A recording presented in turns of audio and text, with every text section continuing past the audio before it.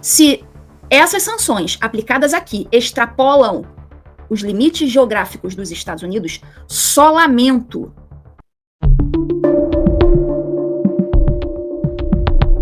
Meu irmão e minha irmã, agora a vaca foi pro brejo. Ludmila Lins Grilo, ex-juíza, desmonta uma por uma as narrativas da esquerda. Veja agora aqui no Portal 22. E ainda ela fala das consequências da lei Magnitsky para as esposas dos iluministros lá, os juízes do nosso Supremo Tribunal. Veja tudo agora aqui. Deixe seu like, se inscreva no canal. Já somos 30 mil inscritos aqui neste canal. E juntos somos mais fortes. Portal 22. Deus, Pátria, Família e Liberdade. No direito penal, existe um princípio chamado de princípio da intranscendência. Só que preste atenção, a gente não está falando aqui de direito penal. Eu estou usando só como exemplo o princípio da intranscendência que eu vou explicar para vocês o que é. No direito penal, ressaltando que a gente não está aqui no direito penal, é só um exemplo, tá, que eu estou dando. Tem esse princípio da intranscendência, que diz que a pena ela não pode passar da pessoa do condenado.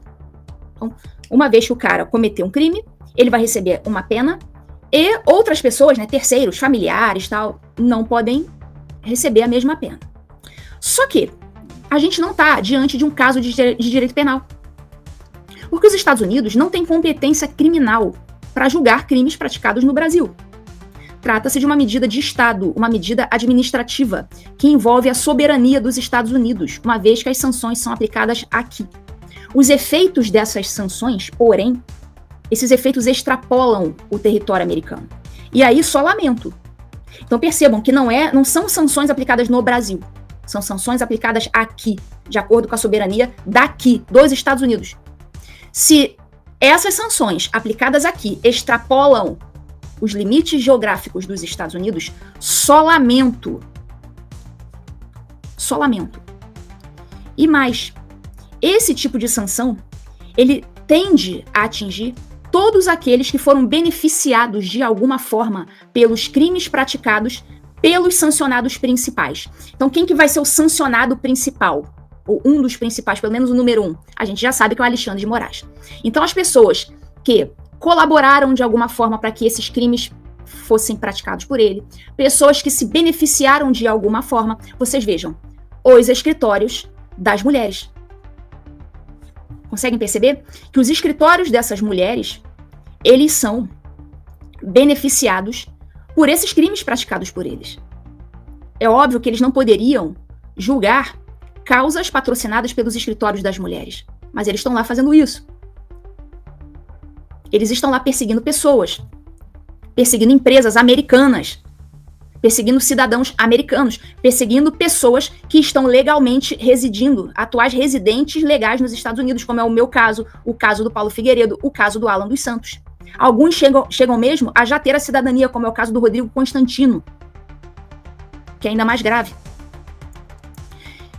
Então, todo aquele beneficiado também vai resvalar nele a sanção que o sancionado principal, Moraes, e outros, né, eventuais, venham a receber.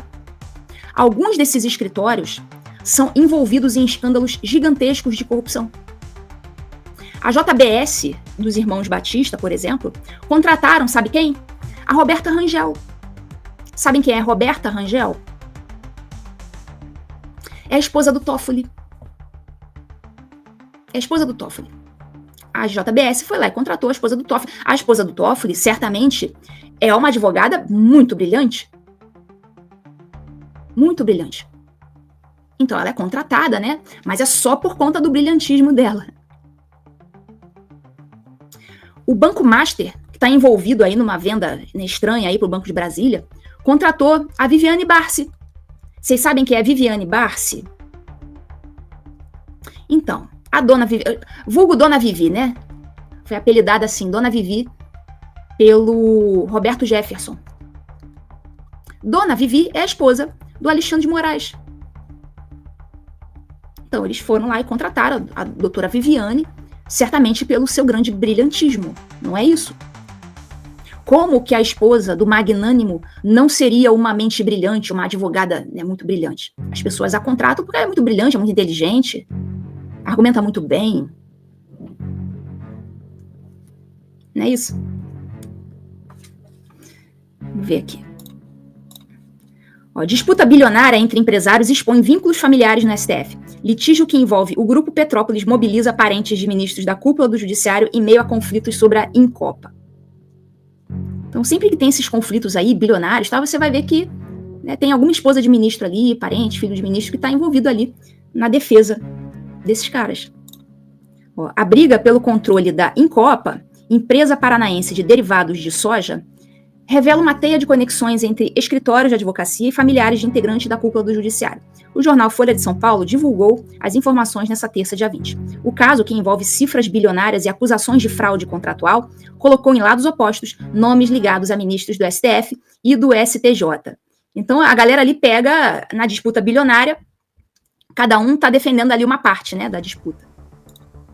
Mas sempre essa mesma galera. O embate judicial gira em torno da disputa entre o empresário Walter Faria, dono do grupo Petrópolis, e os investidores Renato Mazzucchelli e Rui Del Gaiso. Desde 2019, eles travam uma batalha nos tribunais pela posse dos créditos da Incopa. A empresa está em recuperação judicial desde 2013, com passivos estimados em 3,3 bilhões. Imagina, numa causa de 3,3 bilhões, quantos por cento disso aí que vão para a mão dos advogados? Mesmo que seja uma percentagem pequena, né? Poucos por cento de 3,3 bilhões é muita coisa, né? Estão entre eles parentes de Gilmar Mendes, Alexandre de Moraes, Cristiano Zanin, Cássio Nunes Marques e Luiz Felipe Salomão. O Grupo Petrópolis, por exemplo, contou com advogados ligados a Gilmar Mendes. Entre eles estão sua filha Laura Schertel, a enteada Maria Carolina Tarelho e os primos Pedro e Maria Sabo Mendes. Que beleza, né? Que beleza. Então, assim, pessoal, vocês percebem, pouco importa se esses advogados são bons ou não são bons. Eles não vendem serviços advocatícios. Eles vendem acesso ao STF. Isso é escandaloso.